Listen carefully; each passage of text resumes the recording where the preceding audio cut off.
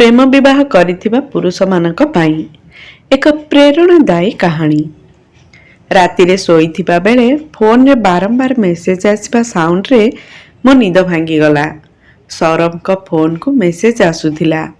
ସେ ଆଜି ଅଫିସରେ ଟିକେ ଅଧିକ ବ୍ୟସ୍ତ ଥିଲେ କି କ'ଣ, ଫେରିବା ପରେ ଖାଇକି ଗଡ଼ୁ ଗଡ଼ୁ ଶୋଇଯାଇଛନ୍ତି। ମୁଁ ଫୋନଟାକୁ ଆଣିକି ଦେଖିଲି। ବାରମ୍ବାର ହାଲୋ ହାଲୋ ଲେଖା ହେଇଥିଲା। ତାପରେ ମେସେଜ ଥିଲା, ତମେ କ'ଣ ପାଇଁ ମୋ ମେସେଜର ଜବାବ ଦେଉନ? ମୁଁ କେତେବେଳୁ ଅପେକ୍ଷା କରିଛି, ପ୍ଲିଜ ଜଲ୍ଦି ମେସେଜ କର। ମୁଁ ଏପଟେ ତମ ଚିନ୍ତାରେ ବ୍ୟସ୍ତ ହେଉଛି। ମେସେଜ ପଢ଼ିକି ମୋ ମୁଣ୍ଡ କ'ଣ ହେଇଗଲା। ଗୋଟେ ଝିଅର ସୌରଭଙ୍କ ପାଖକୁ ଏମିତି ମେସେଜ କରିବାର ମାନେ କ'ଣ? ମୁଁ ସୌରଭଙ୍କ ଉଠିବା ପର୍ଯ୍ୟନ୍ତ ଆଉ ଅପେକ୍ଷା କରିପାରିଲିନି। ରାଗରେ ତାଙ୍କୁ ଜୋର ଜୋର ହଲେଇକି ଉଠେଇବାକୁ ଚେଷ୍ଟା କଲି। ସୌରଭ ହଠାତ୍ ଉଠିକି କହିଲେ, ଏ କ'ଣ ହେଉଛି? ତମେ ପାଗଳ ହେଇଯାଇଛ ନା କ'ଣ? ଶୋଇଥିବା ଲୋକଙ୍କୁ ଏମିତି କ'ଣ ଉଠାନ୍ତି? କ'ଣ ହେଲା ତମର? ମୋ ଫୋନରେ ଥିବା ମେସେଜକୁ ଦେଖେଇଲି। ମେସେଜ ଦେଖି ସେ ଛାନିଆ ହେଇଗଲେ। ସେ ବୁଝି ସାରିଥିଲେ ମୁଁ କ'ଣ କହିବାକୁ ଚାହୁଁଛି।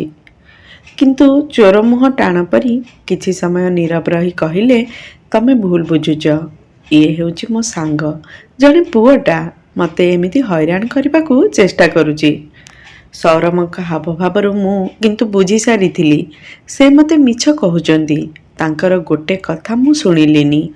ରାଗ ଆଉ ଅପମାନ ବୋଧରେ ମୋ ଆଖିରୁ ଲୁହ ଛୁଟି ଚାଲିଥିଲା। ସୌରଭ କିନ୍ତୁ ବିରକ୍ତି ପ୍ରକାଶ କରି କହିଲେ, ଚୁପଚାପ ଶୁଅ ଆଉ ମୋତେ ଶୋଇବାକୁ ଦିଅ।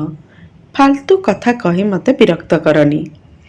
ମୁଁ କିନ୍ତୁ ସୌରଭଙ୍କ ମୁହଁରୁ ସତ ଶୁଣିବାକୁ ଚାହୁଁଥିଲି।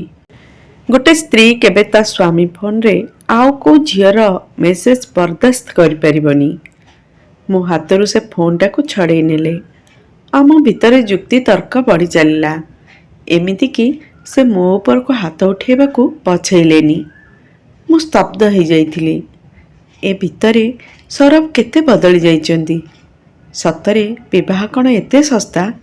ଜଣକୁ ବାହା ହେଇ 7 ଜନ୍ମର ସାଥୀ ହେବାର ପ୍ରତିଶ୍ରୁତି ଦେଇ ଗୋଟେ ଜନ୍ମ ମଧ୍ୟ ବିଶ୍ୱସ୍ତ ହେଇପାରନ୍ତିନି। ରାତିସାରା ଅନିଦ୍ରାରେ ମୋର ବିତିଲା। ସକାଳୁ ସୌରଭ ଏମିତି ବ୍ୟବହାର କଲେ ଯେମିତି କିଛି ହେଇନି। ମୁଁ କିନ୍ତୁ ତାଙ୍କଠୁ ଜବାବ ଚାହୁଁଥିଲି।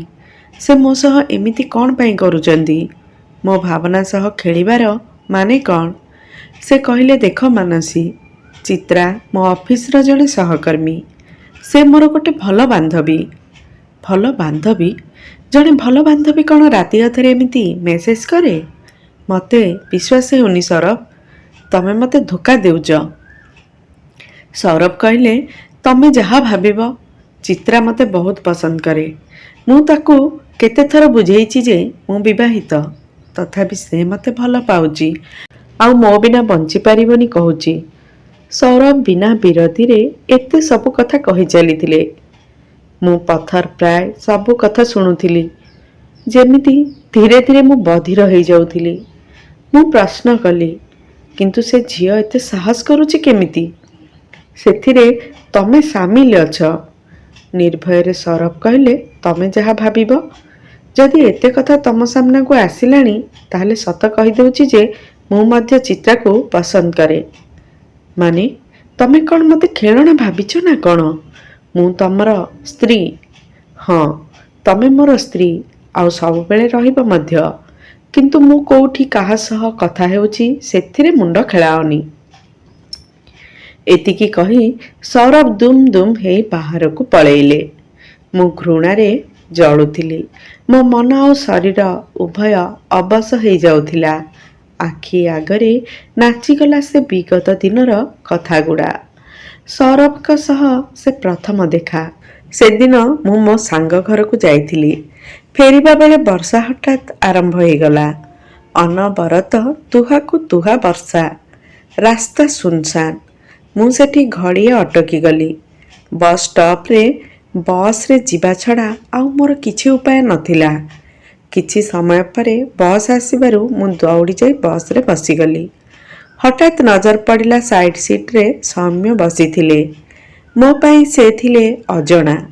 ଦେଖିବାକୁ ଖୁବ୍ ସୁନ୍ଦର ଆଉ ଭଦ୍ର ଲାଗିଲେ। ସେ ଝରକା ବାହାରକୁ ଯାଇ ବର୍ଷାକୁ ଉପଭୋଗ କରୁଥିଲେ। ଅଳ୍ପ ବାଟ ଗଲା ପରେ ମୋ ଘର ପଡ଼ିଥାନ୍ତା, କିନ୍ତୁ ଦୁର୍ଭାଗ୍ୟକୁ ବସ୍ଟି ଖରାପ ହେଇଗଲା। ଓହ୍ଲେଇକି ଯିବା ମଧ୍ୟ ସହଜ ନଥିଲା, କାରଣ ବର୍ଷା ଖୁବ୍ ଜୋର ହେଉଥିଲା।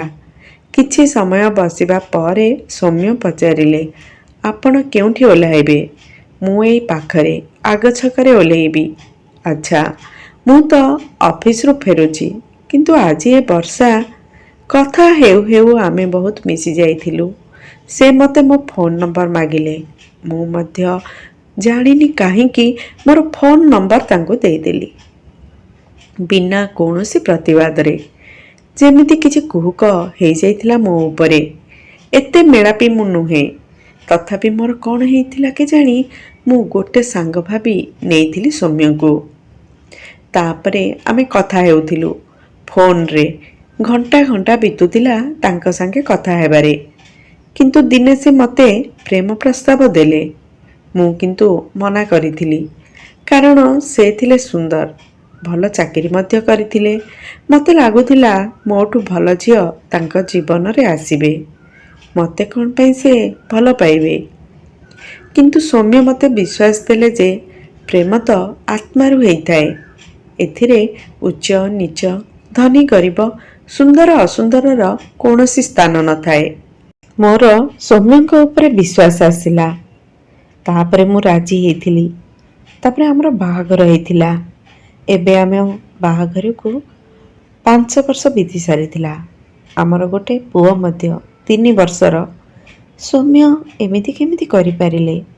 ଏତେ ଭଲ ପାଇବା, ମିଠା ମିଠା କଥା, ସବୁ କ'ଣ ମିଛ ଥିଲା? ବାହାଘର କ'ଣ ସୌମ୍ୟଙ୍କ ପାଇଁ ଗୋଟେ ଖେଳ ଘର? ଇଚ୍ଛା ହେଲା ତ ବାହା ହେଇଗଲେ, ପୁଣି ମନ ଭରିଗଲା ପରେ ଏବେ ଆଉ କେଉଁ ଝିଅ ତାଙ୍କ ପାଇଁ ସବୁ କିଛି। ମୁଁ କ'ଣ କରିବି କିଛି ବୁଝିପାରୁନଥିଲି। ଏପଟେ ଆମ ପୁଅ ଗୁଡୁ, ତାର ଭବିଷ୍ୟତ ଅଛି, ପୁଣି ମୋର ଲମ୍ବା ଜୀବନ। କିନ୍ତୁ ସୌରଭ ଯେତେବେଳେ ନିଜ ପାଟିରେ ସ୍ୱୀକାର କରୁଛନ୍ତି ଯେ ସେ ଅନ୍ୟ ଝିଅକୁ ଭଲ ପାଉଛନ୍ତି, ତାହେଲେ ତାଙ୍କ ପାଖେ ମୁଁ ରହିବି କେମିତି? ମୋର କ'ଣ ସ୍ୱାଭିମାନ ବୋଲି କିଛି ନାହିଁ? ମୋର ମୁଣ୍ଡ କାମ କରୁନଥିଲା। ମୁଁ କ'ଣ କରିବି କିଛି ଭାବିପାରୁନଥିଲି। ଅନୁଭବ ହେଉଥିଲା ଯେମିତି ଭଲ ପାଇକି ବାହା ହେବାଟା ମୋ ପାଇଁ ବହୁତ ବଡ଼ ଭୁଲ ହେଇଯାଇଛି। କାହାକୁ କହିବି ଏତେ ଲଜ୍ଜାଜନକ କଥା? ବାପା ତ ଆର ପାରିରେ, ଆଉ ମାଆକୁ ଯଦି କହିବି ତାହେଲେ ସେ ଭାଙ୍ଗି ପଡ଼ିବ। ତଥାପି ମୁଁ ଆଉ ସୌରଭଙ୍କ ପାଖରେ ନ ରହିବାର ନିଷ୍ପତ୍ତି ନେଲି। ତାପରେ ମୁଁ ବାହାରିଗଲି ମୋ ମା ପାଖକୁ। ମା ମୋତେ ଦେଖିକି ବହୁତ ଖୁସି ହେଲା। ମୋର ମନ ହେଉଥିଲା ମାଆକୁ ଜାବୁଡ଼ି ଧରି ଖୁବ୍ ଜୋର କାନ୍ଦିବାକୁ। କିନ୍ତୁ ନିଜକୁ ସମ୍ଭାଳି ନେଇ କହିଲି, ମା, ଇଚ୍ଛା ହେଲା ତୋ ପାଖରେ କିଛି ଦିନ ରହିକି ଯିବି, ସେଥିପାଇଁ ପଳେଇ ଆସିଲି। ମା ମୋ ଆସିବା ଖୁସିରେ କେତେ କ'ଣ ଖାଇବା ବନେଇଲା। ସେ ବା କ'ଣ ଜାଣିଥିଲା ମୋ ମନ କଥା? ଗୁଡୁ ମା ସାଙ୍ଗରେ ଖେଳିବାରେ ବ୍ୟସ୍ତ ହେଇଗଲା। ମୁଁ ମୋ ରୁମ୍ରେ ଯାଇ ଟିକେ ରେଷ୍ଟ କଲି। ମନେ ମନେ ଭାବୁଥିଲି, ମଣିଷ ଚିହ୍ନିବା କେତେ କଷ୍ଟ। ସୌରଭଙ୍କ ଫୋନ୍ ଆସିଲା। ମାନସୀ, ତମେ କାହାକୁ ପଚାରିକି ଗଲ? ଆଚ୍ଛା, ତମେ ତମ ଇଚ୍ଛାରେ ସ୍ତ୍ରୀକୁ ଧୋକା ଦେଇପାରିବ, ଆଉ ମୁଁ ମୋ ଇଚ୍ଛାରେ କୁଆଡ଼େ ଯାଇପାରିବିନି? ଆଉ ହଁ, ମନେ ରଖ, ମୁଁ କ'ଣ କରୁଛି କ'ଣ ନାହିଁ ସେ ବିଷୟରେ ପଚାରିବାର କୌଣସି ହକ୍ ମଧ୍ୟ ତମର ନାହିଁ। ମୁଁ ତମଠୁ ଅଲଗା ହେବାକୁ ଚାହୁଁଛି। ମୋତେ ଡିଭୋର୍ସ ଦରକାର। ସୌରଭ ଆବାକ୍ ହେଇଗଲେ। ସେ ଭାବିଥିଲେ ଗୋଟେ ସ୍ତ୍ରୀ କ'ଣ କରିପାରିବ? ଚୁପ୍ ହେଇକି ରହିବା ଛଡ଼ା। ତା ପରଦିନ ସକାଳୁ ସୌରଭ ଆସି ମୋ ପାଖେ ପହଞ୍ଚିଲେ। ଗୁଡୁକୁ ଗେଲ କଲେ। ଆଖିରେ ତାଙ୍କର ଥିଲା ଅନୁତାପର ଲୁହ। ମୋ ହାତ ଧରି କ୍ଷମା ମାଗିଲେ। ଜୀବନରେ ଏମିତି ଭୁଲ କେବେ ହେବନି ମାନସୀ, ମୋତେ ଥରଟେ କ୍ଷମା କରିଦିଅ। ମୁଁ ଚିତ୍ରା ସାଙ୍ଗରେ ମଜାରେ କଥା ହେଉ ହେଉ ସେ ମୋ କଥାକୁ ସିରିୟସ୍ ନେଇଗଲା। କିନ୍ତୁ ତମେ ଆଉ ମୋ ପୁଅ ମୋ ପାଇଁ ସବୁ କିଛି। ମୁଁ ଆଉ କେବେ ଚିତ୍ରା ସହ କଥା ହେବିନି। ଚିତ୍ରା ନମ୍ବରକୁ ଡିଲିଟ୍ କରିଦେଲେ, ଆଉ ଘରକୁ ଫେରିବାକୁ ଅନୁରୋଧ କଲେ। ମୁଁ କହିଲି, ଆଚ୍ଛା ସୌରଭ, ତମେ କ'ଣ ଚିତ୍ରାର ଦୋଷୀ ନୁହଁ? ନା ମାନସୀ, ତମେ ଯଦି କହିବ ମୁଁ ତା ସାମ୍ନାରେ ମଧ୍ୟ ସ୍ୱୀକାର କରିବି ଯେ ତମେ ମୋର ସବୁ କିଛି। ସେ ମୋ ପାଇଁ କେହି ନୁହେଁ। ସୌରଭଙ୍କ ବହୁତ ଅନୁରୋଧ ପରେ ମୁଁ ତାଙ୍କ ସହ ଘରକୁ ଫେରିଲି। ମା ମୋର ଟିକେ କାମ ଅଛି, ଯାଉଛି, ପୁଣି ଥରେ ସମୟ ମିଳିଲେ ଆସିବି। ସୌରଭ ଆଖିରେ ମୁଁ ଅନୁତାପର ଲୁହ ଦେଖିଲି। ସେ ଯେମିତି ତାଙ୍କ ଭୁଲ ପାଇଁ ପଶ୍ଚାତାପ କରୁଥିଲେ। ମଣିଷ ମାତ୍ରେ ତ ଭୁଲ ଠିକ୍ ହେଇଥାଏ। ଯଦି ସେ ନିଜ ଭୁଲ ବୁଝିପାରିଛନ୍ତି ତେବେ ତାଙ୍କୁ କ୍ଷମା କରିଦେବା ଉଚିତ ଭାବି ମୁଁ ତାଙ୍କୁ କ୍ଷମା କରିଦେଲି। ସେଦିନ ଗୋଟେ ଫଙ୍କସନରେ ଚିତ୍ରା ସହ ଦେଖା ହେଲା। ସୌରଭ ପୁରା ନର୍ମାଲ ଥିଲେ।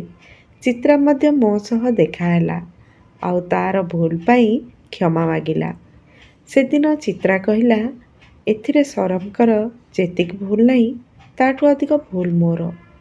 ମୁଁ ଗୋଟେ ଝିଅ ହେଇ ମଧ୍ୟ ଆପଣଙ୍କ ଉପରେ କ'ଣ ବିତିବ ଅନୁଭବ କରିପାରିଲିନି। ଆଉ ସବୁଠୁ ଭୁଲ ତ ଏହା ଯେ ମୁଁ ଅନୁଭବ କରିପାରିଲିନି ପ୍ରେମିକା ଗୋଟେ ଟାଇମ୍ ପାସ୍ ହେଇପାରେ, କିନ୍ତୁ ସ୍ତ୍ରୀର ଜାଗା କେବେ ନେଇପାରିବନି। ମୁଁ ଚିତ୍ରାକୁ ମଧ୍ୟ କ୍ଷମା କରିଦେଲି। କାହାଣୀର ସାରାଂଶ, ଆପଣ ଆପଣଙ୍କର ଜୀବନସାଥୀ ପ୍ରତି ବିଶ୍ୱସ୍ତ ରୁହନ୍ତୁ।